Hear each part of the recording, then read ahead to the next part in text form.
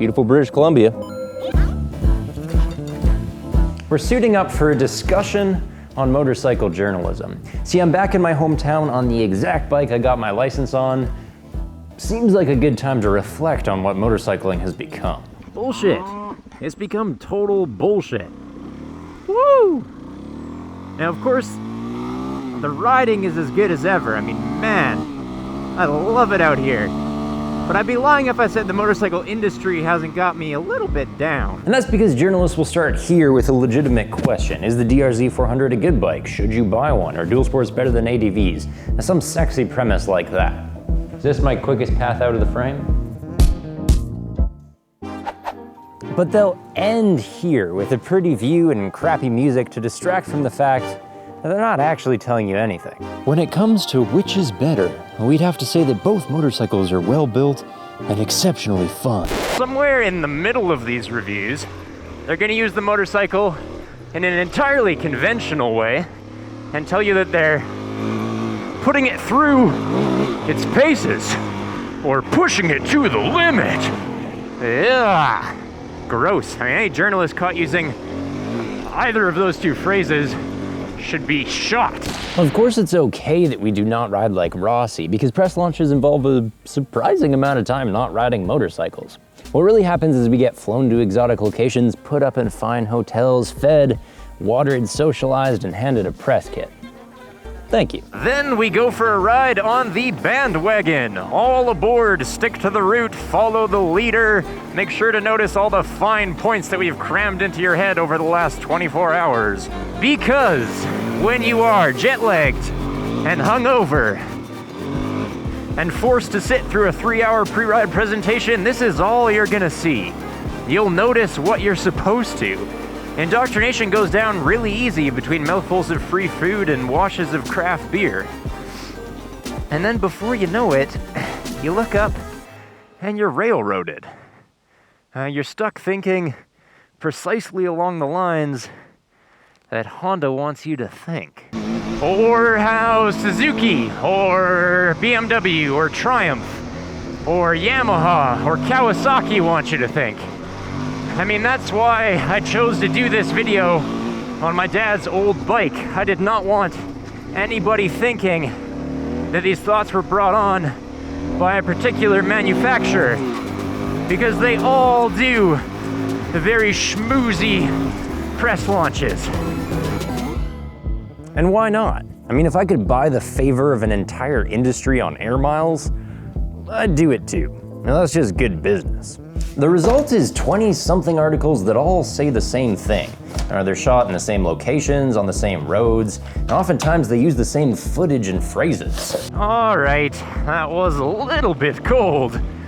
And I have thrown a good amount of shade in this video, so I suppose I better be responsible and note some exceptions. While I lament the lazy folks who abandon their journalistic ethics and fidelity to their own readers by whoring out their good opinions to any manufacturer clever enough to offer them a free vacation, there's another path. And that path is also fairly well traveled. I know a lot of moto journalists, people who are better riders, better writers, and better truth-sayers than we are.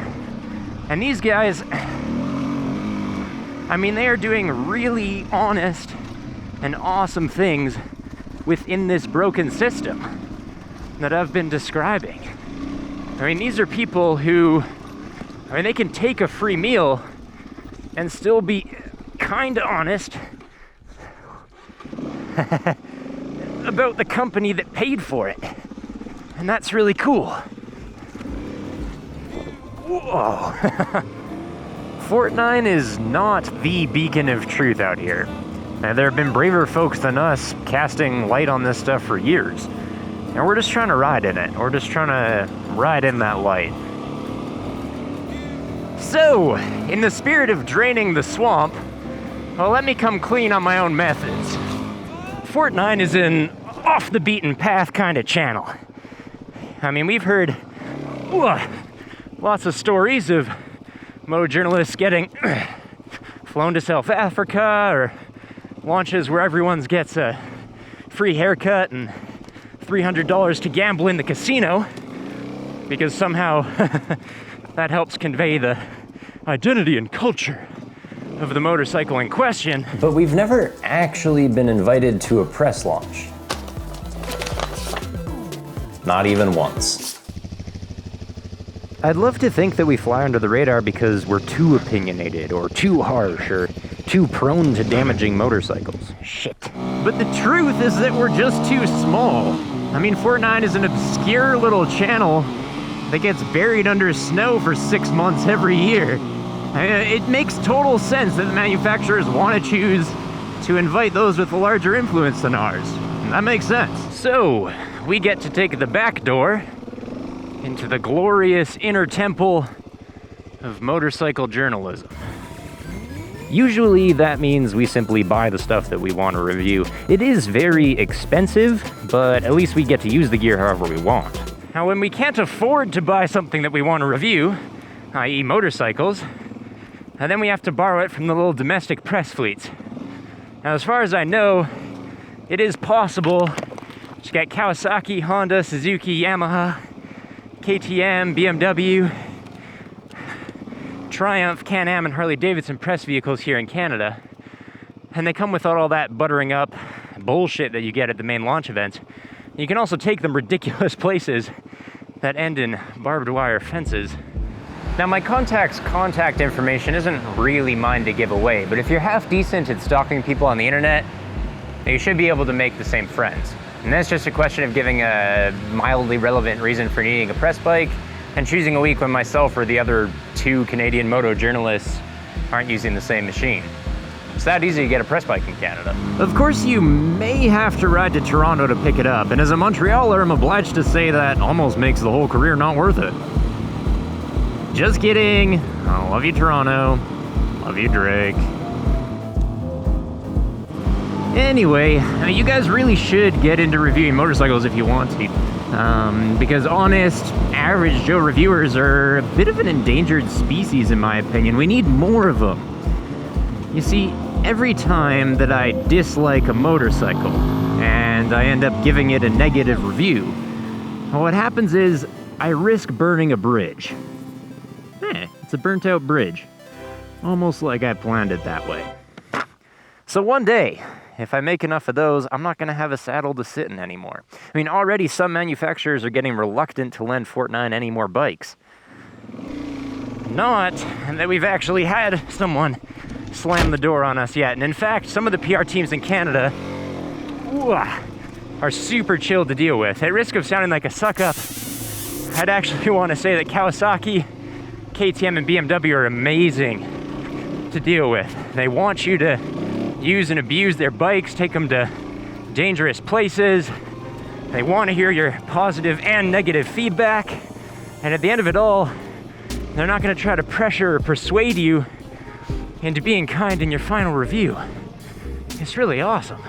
Of course, the downside to working with the little domestic fleets is access. Canada only gets press bikes months after the International Schmooze Fest is over.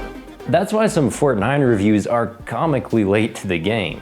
And certain Italian brands, well, they're simply not gonna give you a piece of the pie. I don't wanna name any names here, but if you do try to lasso one of the Italian stallions in Canada, well, I don't think it's gonna happen. So that's it. Motorcycle journalism kinda sucks because the manufacturers get to choose when and how we interact with their machines. At least when they're new, right? Before a motorcycle is released, it might only be accessible to a small group of invitees, and even then only through a barrage of free barbecue, beer, plane tickets, and passport stamps. I mean, it's impossible not to feel indebted to a company after you consume all that, right? I mean, if I spent that much time with salesmen, I'd become a bit of a salesman myself too. So when FortNine gets its first invite to a press launch, I might actually say no. Ooh, I can hear the defenses coming down already. But Ryan, it's 2017. Motorcycle reviews are all positive because modern motorcycles are all pretty good. Bullshit. I mean, just because bikes are universally better now than they were 20 years ago, that doesn't mean some of them aren't better than others. I mean, there are plenty of reasons why a perfectly competent motorcycle might be crap compared to the competition. And we need the brains and the balls to be able to tell the difference. Otherwise, you kinda gotta ask yourself, what the hell am I doing out here?